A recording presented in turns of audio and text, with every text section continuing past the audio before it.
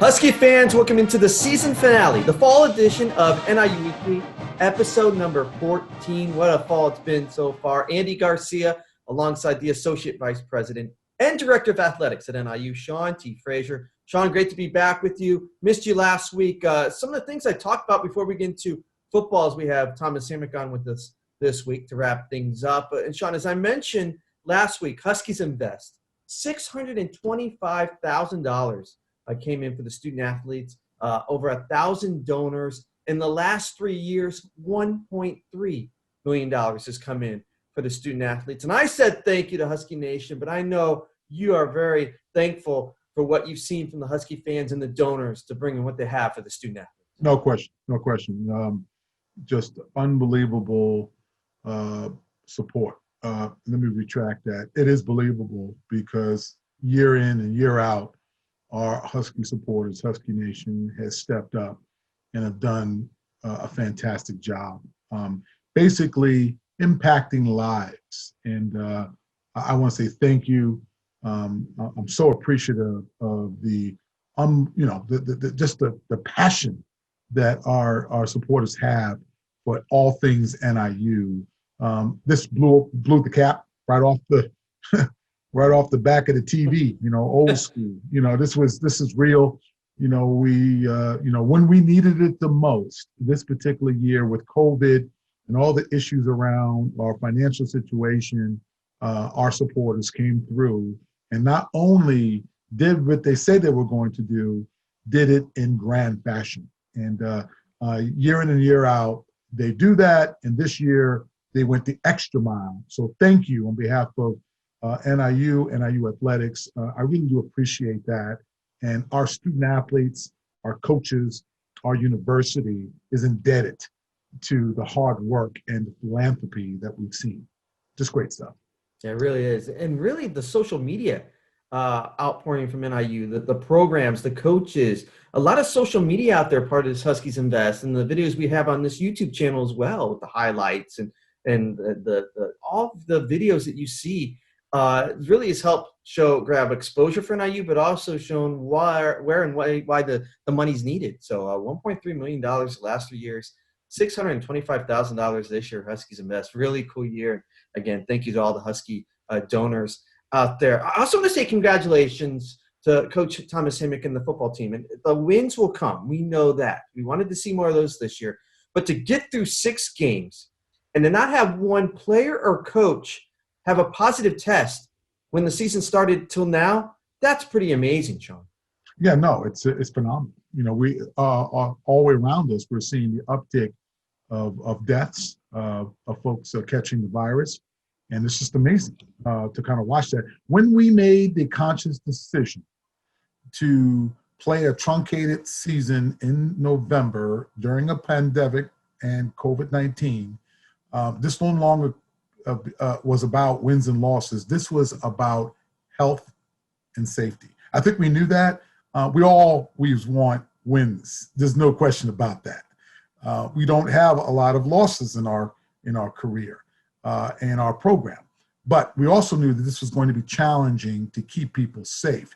And for us to be able to do that and have uninterrupted attendance in every one of our games, where our very own conference, we were canceling games and postponing games. So we said what we were going to do, and we did it. And hats off to our staff, our student athletes, our coaches for making it happen, and obviously our supporters who believed in it. So yeah, this was a big time year for us. Yeah, absolutely. For some of us back in August who didn't know there'd be any games, to get 6 games in and have an opportunity to see this team and grow, that was really cool. As we bring in the Huskies head football coach, again, we got through 6 games. We got through all the games. Again, we'd love to see wins, but I think as we talked to Coach Hammock, we saw a lot of improvement. We saw players that were really young that got a lot of playing time. And Coach, it's great to have you on. And I talked about it a little bit, just getting 6 games in, no players, no coaches having any positive tests through the season.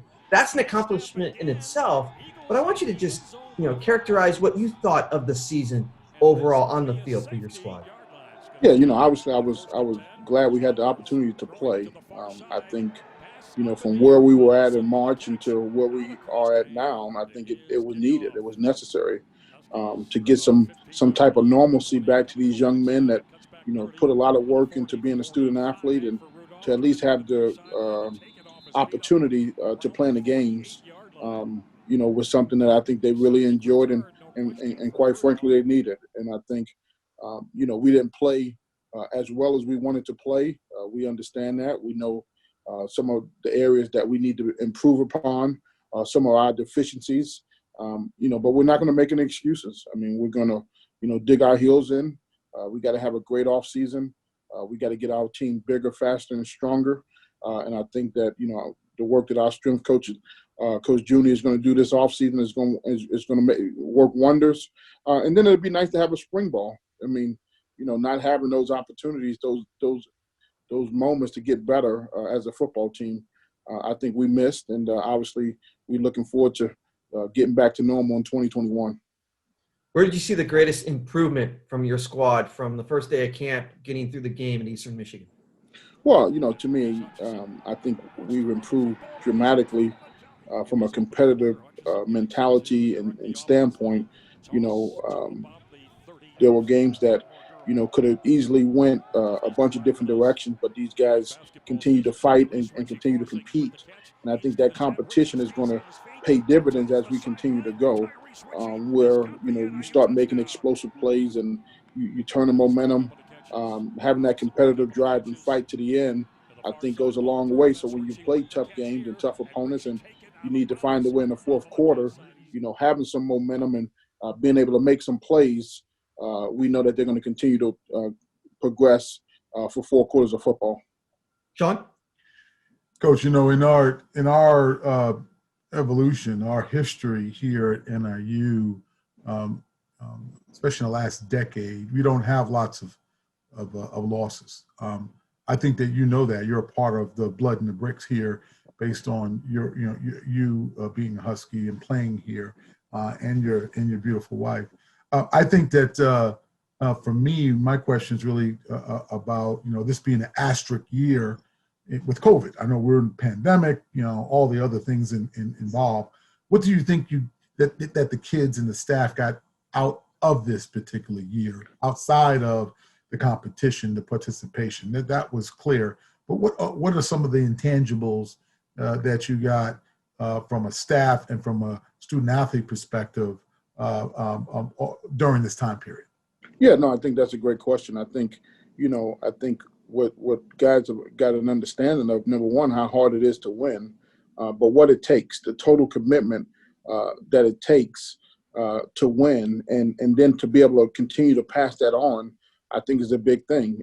As you look at the history of our program, there was, some bad seasons back in the mid to late 90s.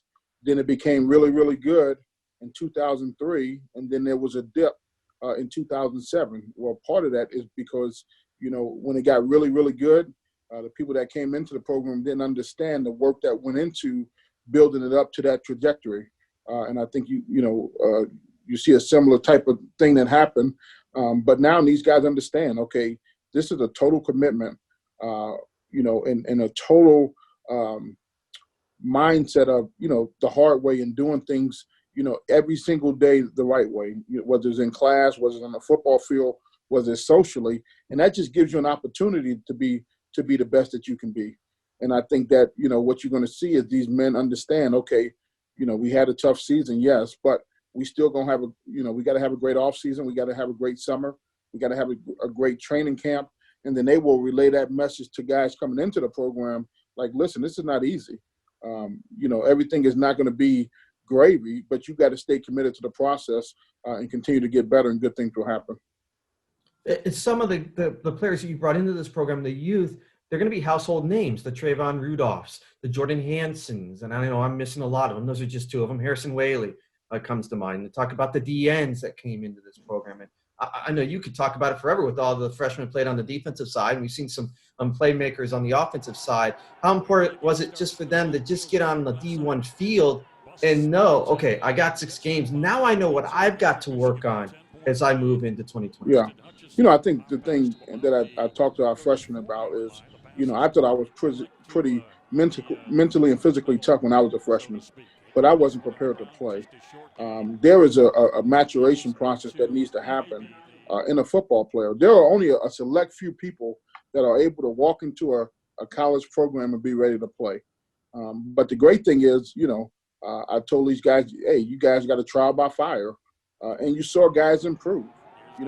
8 weeks ago, Harrison Whaley was not ready to play, but he got himself ready to play because he had no other choice. And that goes with a bunch of guys. Just think how much further along they're going to be this spring.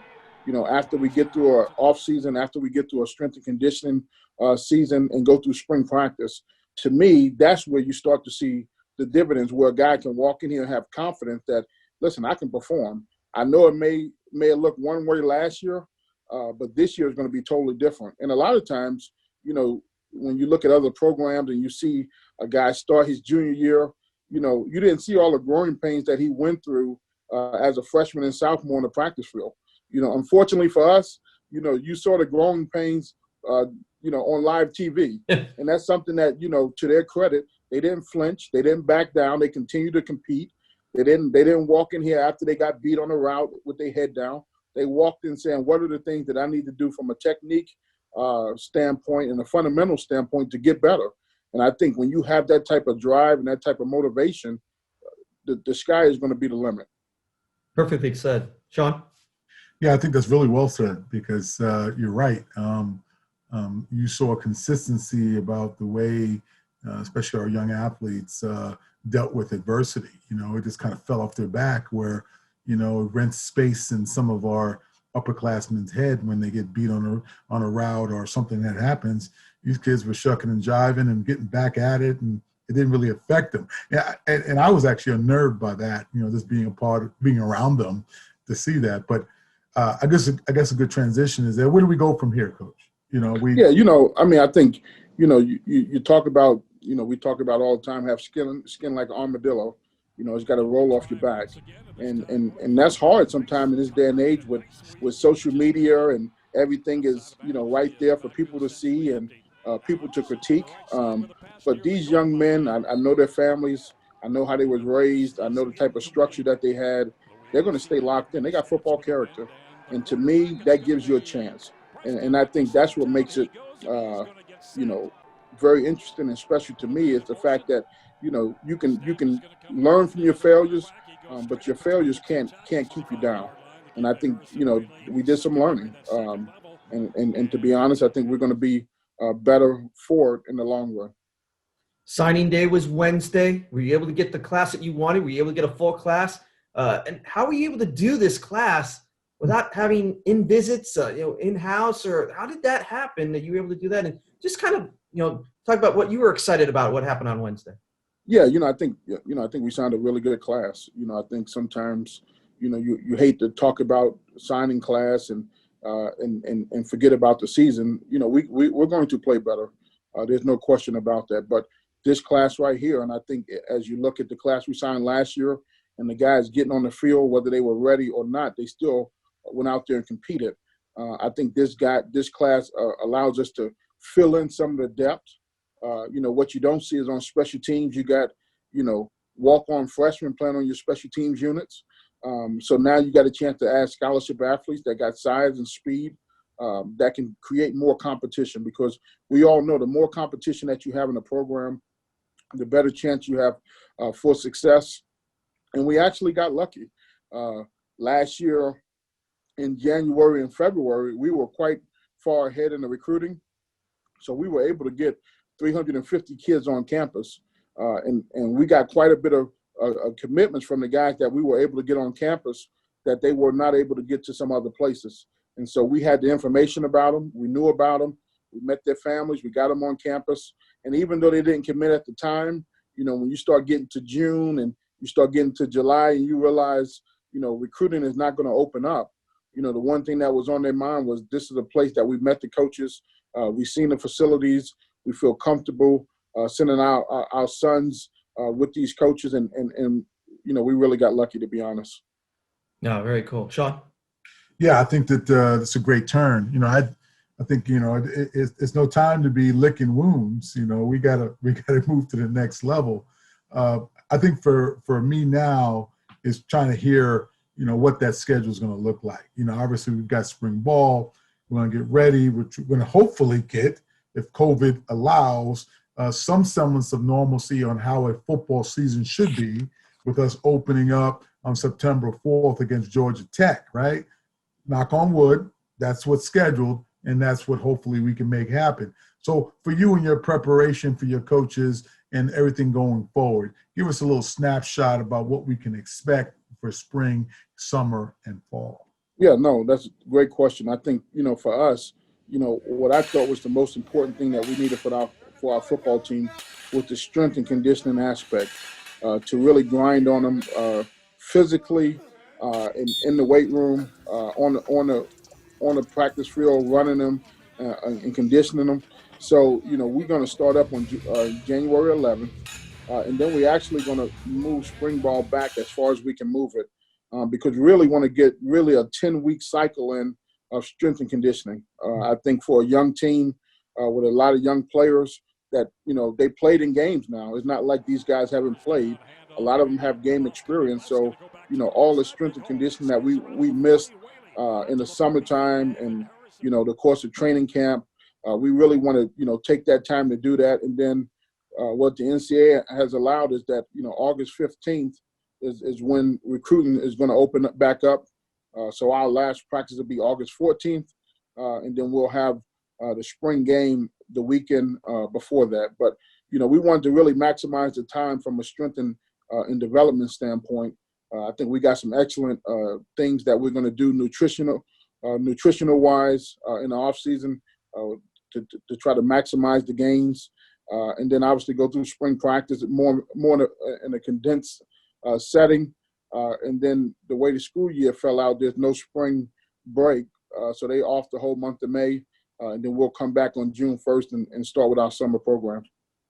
Want to make sure, because it's April 14th, April 15th. That's when recruiting begins, right? Correct? Yeah, you said April 15th. Yeah. You said August. You got me all fired up. Excuse me. April 15th. Sorry. No, that's good. I think we knew what you meant. It's just it's good to clear. Well, and you said you got a 10-week strength and conditioning. Can I get in on that 10 weeks? I need a little workout there, Coach. Can I get in on that 10 weeks? Yeah, no, we got a great plan. I mean, we're gonna lift them 4 days a week, and I think that's gonna be necessary. I mean, we need to gain some muscle mass, and I can't wait to see how these guys transform. We normally take pictures of them when they walk on campus, and I can't wait to take the picture of them after the first year. Well, Coach, I appreciate everything this year with NIU Weeklies and on the road with radio and all that. I appreciate the time, and I think I speak for Sean. I know, again, we want to see some wins, no doubt. We all want wins, but we saw just a little bit, a snapshot of what this team could be. You've got more recruiting come in, and I'm really excited about 2021. I know you are as well. I appreciate it. We will look drastically different, and I can't wait to see these guys come back in January. I appreciate it. Thanks, Coach, all year for the time. Thank you. That's the Huskies head football coach, Thomas Hammock, as we wrap things up, our season finale here on NIU Weekly, episode 14. Listen, we all want wins, right? We don't want to go 0-6. There's no surprise there. I think what we saw, though, Sean, is that this team's got some talent. Coach Hammock is kind of molding it to what he wants, a little bit taller players, speed. We saw that, and now they just got to put it together. You got another recruiting class come together here, and we saw Coach Hammock got some hits on that first one, right? We saw some players that are good out of the first recruiting last year to have this one come in. Got to be combination, as you mentioned. Georgia Tech, not that far away, 2021, Sean. Yeah, I think that overall, folks just need to relax, trust the process. I will tell you this, but based on the players that I've seen, I've been in this program for 8 years now. By far, the level of athleticism, size, speed, and talent has risen quickly underneath Coach Hammock. Now, what we got to do is put the personnel to work in the scheme, offense, defense, special teams, and make it happen. We are still statistically the win percentage champion in the MAC. We are still the win percentage champion in the state of Illinois. These are factual. These are things that we have built as a program. Coach Hammock understands. He's quite aware of the expectations. I think for us is we've got to put it together. We've got to learn from this COVID season, this developmental season, this season of challenges. But at the end of the day, we need to own the things that went on this season and the future. And that basically means get better in all three phases of the game. And we're not that far away, as you saw, battling day in and day out. It could have been very easily that we had a few wins that would have disrupted the whole MAC West based on the competition. And that is interesting to see with a bunch of individuals who were first-time players in the league. Now, what we got to do is put it all together from a coaching perspective, and it's from a personnel standpoint, and we will continue our dominance. And the great news is that Coach Hammock is committed to building it the right way, not trying to do it with the quick fix, not trying to do it with smoke and mirrors, but good old-fashioned talent, energy, and passion. So we will get it done. There's no question in my mind. At the end of the day, it comes down to this whole maturation, this process of putting all the pieces together, coaching, offense, defense, and special teams, and we will make it happen. So that wraps up football in the fall season of NIU Weekly. But don't worry, coming up in January, I'll be back. NIU Weekly will start back in January. We'll have basketball coaches on, Mark Montgomery, Lisa Carlson, but also all the other fall sports that was supposed to happen and move to spring. Wrestling, gymnastics, volleyball. You're going to see a lot of that coming up in NIU Weekly in January as well. So looking forward to that. We'll have a couple weeks off. Get back at it, NIU Weekly in January. And Sean, I want to say thank you to you and your staff who've been great to me all the fall. And thank you for everything you've done with me and this show to be my co-host. A happy holiday season coming up. Hope you and the family stay safe. And we've got some games coming up. We got some basketball games this week coming up on ESPN3 or on the radio. Don't forget the new Husky mobile app. Really good app. Anywhere you are, you can tune in the TV and radio for basketball. You can hear Bill Baker and myself doing basketball coming up. Again, a little bit of TV as well coming up. But great ways for people to be involved and listen and stay connected as we have to wait until fans get back into the Convocation Center. But until then, you've got ways to listen to the games and hopefully get some wins in basketball and also get excited for other sports coming up in January. No question. Andy, thanks a lot for your obviously your commitment, your work ethic. We really appreciate you. I hope you have a great holiday. I'm quite sure I'll see you during our time during the double up of events. But thanks a lot for you and your family, and God bless you. Yeah, one more reminder. Subscribe to this channel, NIU Athletics on YouTube. Never miss a broadcast of this, game highlights, press conferences, and more. It's right here on this YouTube channel, NIU Athletics. It's been a great fall. Really looking forward to spring and all the sports. We'll be back NIU Weekly coming up in January. For Sean T. Frazier, I'm Andy Garcia saying thank you for watching NIU Weekly. Happy holidays. Stay safe. We'll see you in 2021. Until then, go Huskies.